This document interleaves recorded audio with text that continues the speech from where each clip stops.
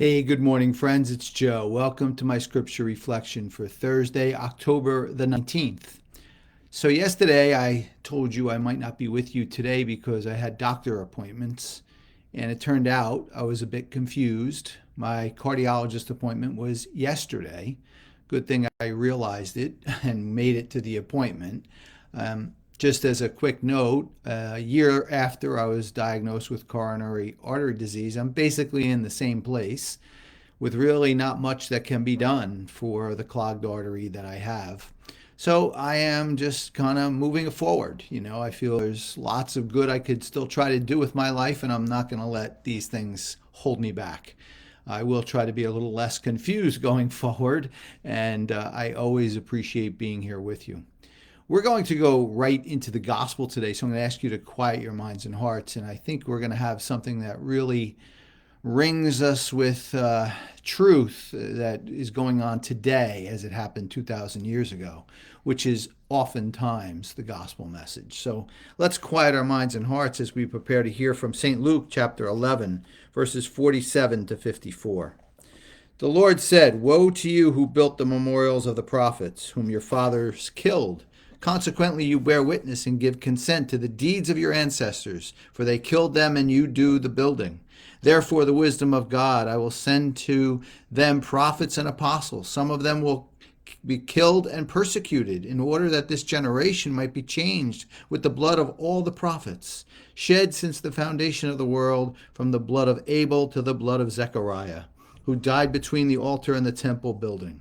Yes, I tell you, this generation will be charged with their blood.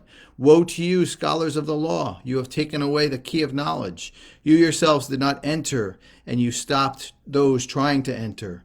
When Jesus left, the scribes and Pharisees began to act with hostility toward him and to interrogate him about many things, for they were plotting to catch him at something he might say.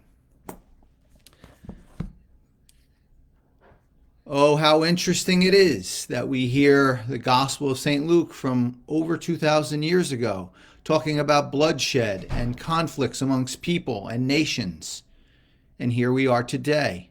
And many people will point to what went on 2,000 years ago as a prelude to what's going on in the wars today. And it's true, unfortunately. And what's also unfortunately true but could have been predicted is now the finger pointing and taking sides. It is unfortunate, but it is also very true. Each one of us, I feel, has a choice. We have a choice as to where we will send our attention.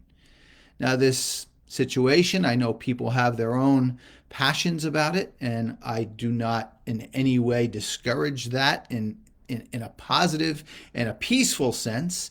But certainly when people get to be very, violent themselves, I feel as if it's only going in the wrong direction. And again, we each have a direction to select: peace or conflict. Interestingly, yesterday, a pig died. Well, truth be told, millions of pigs died in slaughterhouses. That's a subject for another time. But this pig was rescued from a slaughterhouse. Her name was Esther. And Esther was raised by her family of two dads who were in a relationship at the time. And they decided that they would take Esther's story and use it to promote respect and love and peace for all creation. And what a job they did. And Esther, being the star of the show, of course, had her dads behind her as their voice, but it was her actions they were able to use to create such positive vibes in the world. Esther unfortunately passed away after a short illness. She was well taken care of by these beautiful humans, and they made a decision to put her in the positive light for all to make a choice to follow her example. And what an example she and her animal friends give us every single day. The purity, the innocence, the love, the compassion, the respect they have is something we can all learn from. If you're on Facebook, I would ask you to go check out Esther's story, because it is absolutely inspiring and will give you a sense of peace in your heart today. I myself, in a lesser capacity, had this opportunity with Daniel and did what I could to send his story out. And I know many people appreciated that as well. This, though, is Esther's time, and I think it is absolutely God's way to put her story front and center while this conflict goes on in this world. And every one of us has a choice.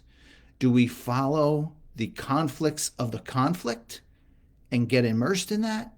Or do we take this side road, if you will, or the main road as it should be, of Esther, where we can all learn about love and compassion and peace?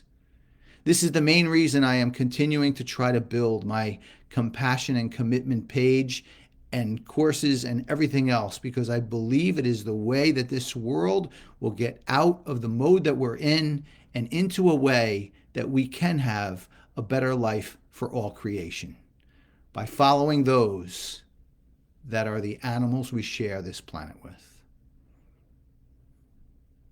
My friends, I'm going to ask you to take your time today to search your own heart and see how you, in your own way, and what God gives you, that you can look for a path of peace in your own life, using Esther's story if you wish, but your own thoughts and prayers. In light of what's going on, I think it's important you take that time today for yourself and make some positive prayer movements for all this world to see. And I'm going to close with that today. And I'm going to wish you all a wonderful Thursday. As always, I welcome your comments and your thoughts on my page, as long as they are peaceful. And maybe we can make that many more comments so we can spread peace right here on this page today. And I thank you so much, as always, for being with me. I hope to see you back here soon. Have a wonderful Thursday. Live in peace.